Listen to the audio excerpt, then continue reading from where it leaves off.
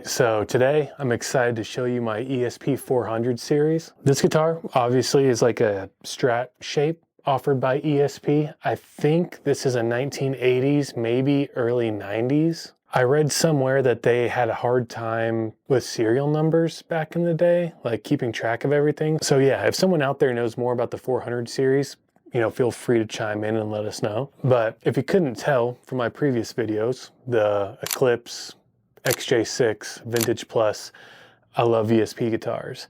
And this one's probably one of the older ones in my collection. Before I get ahead of myself, I'll go ahead and get the up-close shots. Here's the headstock right here.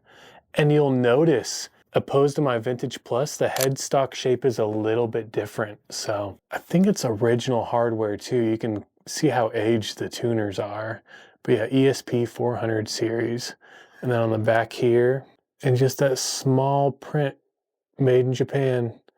And then these tuners, I think it just says Deluxe on there. Yeah, it just says Deluxe on the tuners. So they're not locking or anything like that. But I love how just like antiqued they are. They've seen some weather, and I'm making it see some weather too. I've been traveling and also playing with this guitar live. This thing has flown with me only once so far, and yeah, it held up really well. You just make sure and loosen the strings before you put it in the case and fly with it. So if you didn't know that, it's a really good tip to know. But yeah, I love the wood grain on the headstock. But yeah, this maple board, look at the grain throughout it.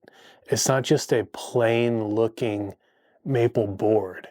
It has some beautiful grain throughout. So I'm gonna stand up here and see if I can get, it's just awesome. And then this blue, I don't know what kind of paint they were using back when they made this, but it makes me think that it might be a nitro finish. Just from how it's starting to look. The pickguard is white. It's a little bit faded, but not much. I think the toggle switch is more faded than the pickguard. But yeah, it's a very nice looking guitar. I wear a lot of black, white, and gray. I'm a pretty simple guy. And this just kind of stands out, which is nice. All right, I'll flip around to the back here. When I got it used on Facebook Marketplace, and the guy didn't have the cover for the back. Here's what the back looks like.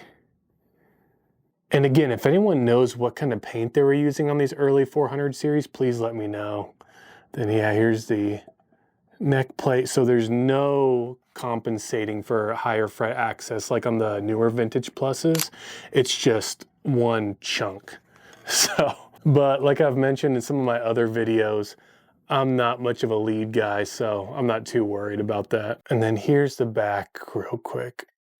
Again, really nice neck. Something interesting about this guitar that separates itself from my others is the neck shape. So this neck comes to a pretty sharp point actually, which I wasn't expecting. When I bought this guitar, I bought it while I was in Beverly Hills doing some writing for an artist there. And I think we just have one song out together so far, so I'll put it in the description if you want to see it. The artist is Devan Zorn. We have quite a few more songs coming out. So yeah, let me know what you think about that. But I was in California doing some sessions and writing with him. And whenever I travel, I always look up on Marketplace or Craigslist. Still sometimes, I know it's a little sketchy, but this had popped up while I was out there. One of the days after we finished up at the studio, I went and picked this up. It was for a price that I really couldn't refuse. I had never had one of these older ones, and so when I got it, it played well, but I didn't like sit down with it for a long time like I normally would. But for the price, I was like, I know I can, at least if I don't mesh with it, probably sell it and get my money back, plus some. Fast forward,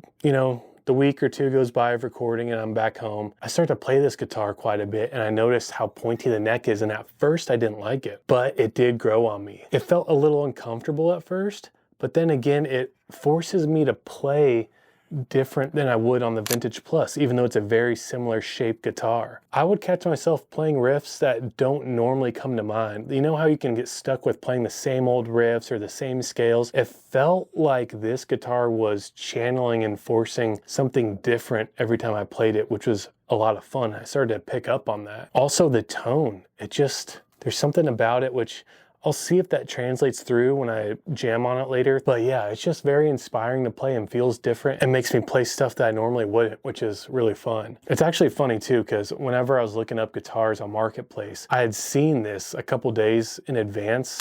And I told myself, you know, I might buy it if it were a little bit cheaper. And the guy ended up doing a price drop unprompted. And so I was really happy to see that. And I was like, oh, I hope it works to where I can get this. So I took this into the studio with me. I mean, they had plenty of guitars already, but I brought this with me the next day and it actually got to be used on a song the day after I got it. So I thought that was pretty cool. I don't think that song is out yet. I think that one will be coming out in like maybe a month from when this video is posted, maybe less, but once it is, I'll put it in the description. So yeah, it was kind of nice to, one, get a good deal on a nice older ESP, two, actually put it to use right away. This one did sound really good in the mix and stands out, so I can't wait for that song to come out either. But okay, get a couple more close-ups before I play on this thing. It has a little ding right there. Very comfortable guitar.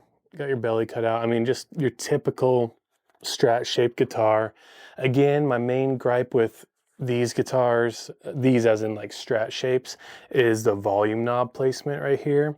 Just being so close to your hand. You know, if I were using this for a heavier project or a more rock and roll project, I'd probably relocate the volume to one of the tone spots, but I've only used this so far with Maya Manuela. Her music is a lot more controlled and calm and peaceful, you know, easy on the ears. I'm not really strumming like a maniac during that set, so it doesn't end up being an issue so far. I did have to have some work done to this guitar, and I had a guy named Devan at the Nashville Guitar Center set this up, and I needed it done quickly and in a pinch, and holy crap, like that dude is a guitar wizard. This guitar plays so well. I had him set up two others, and I think he got it done the same evening, if not the next day. So it was a very quick turnaround with a really nice setup. I think that was only the third time I had a guitar set up at Guitar Center, and that was while I was in Nashville. If I'm in Kansas, I usually go to like Mass Street Music or something. That's where I took my ESP Vintage Plus. And they did such a good job that I haven't had it set up since, I think like 2016 or something, 2017, I think. So that's the ESP 400 series with the maple fretboard. I think all original hardware. It's got its dings and bruises, got it for a pretty good price. In another video, I think I'm going to talk about some of my best guitar deals and trades and flips and stuff like that. And I'm going to save the price for that video. Also, this Hofner, even better deal than this. That is a crazy story that I can't wait to tell. So yeah, I hope you stick around to see that one, but I'm gonna go ahead and plug this thing in and let you hear how it sounds. So thanks for watching.